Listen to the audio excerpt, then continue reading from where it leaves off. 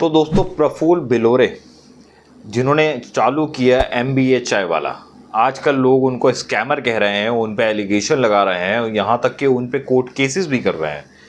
तो चलिए समझते हैं कि ये ऐसा क्यों हो रहा है, और वीडियो के लास्ट में हम सब डिसाइड करेंगे कि क्या प्रफुल्ल बिलोरे स्कैमर सच में हैं या नहीं है।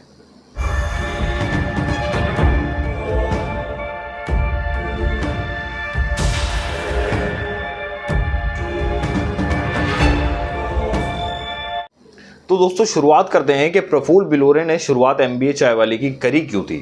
दरअसल उनको बचपन से ही बिज़नेस का शौक़ था और बचपन से वो बिज़नेस करना चाहते थे, लेकिन उनके पास ज़्यादा पैसे ना होने की वजह से उन्होंने एक ऐसा बिज़नेस शुरू करा जिसमें बहुत कम पैसा लगाना पड़े।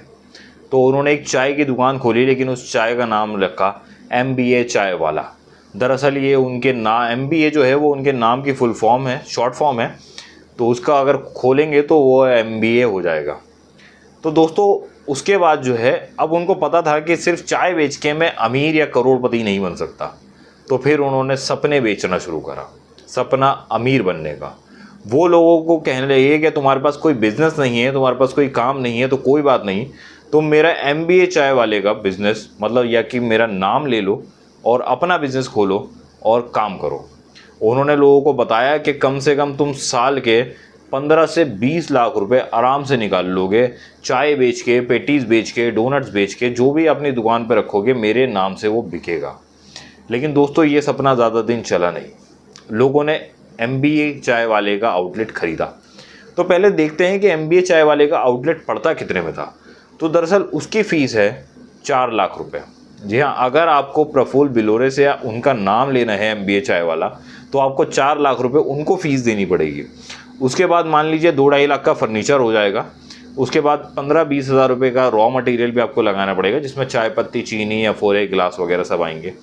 और इन सब पे अगर GST और सब कुछ अगर जोड़ दिया जाए तो मेरे हिसाब लगाने पे 15 से 16 लाख रुपए का आपको एक MBA चाय वाले का आउटलेट पड़ेगा। अब दोस्तों इतने पैसे लगाने के बाद आप अगर 20 रुपये की चाय बेचोगे और अगर आपने दिन में 100 चाय बेच दी, तो मान लीजिए आपके 2,000 रुपये की दिन में चाय बिक गई। 2,000 रुपये के हिसाब से महीने के 60,000 रुपये आपके हो गए।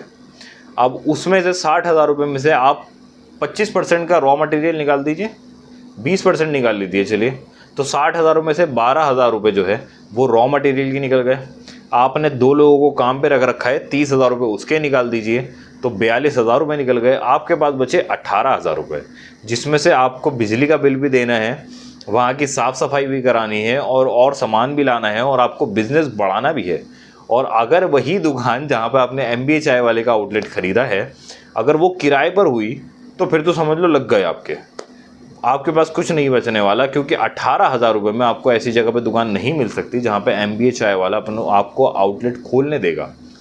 तो दोस्तों इसी के चलते लोगों को एलिगेशन लगाने लगे हैं प्रफुल्ल बिलोरे पे कि उन्होंने झूठ बोला है, हमारी कोई भी कमाई नहीं हो रही है। 15 से 20 लाख रुपए साल के तो छोड़ो, यहाँ पे 50,000 रुपये तक निकालने एक साल के मुश्किल हो रहे हैं।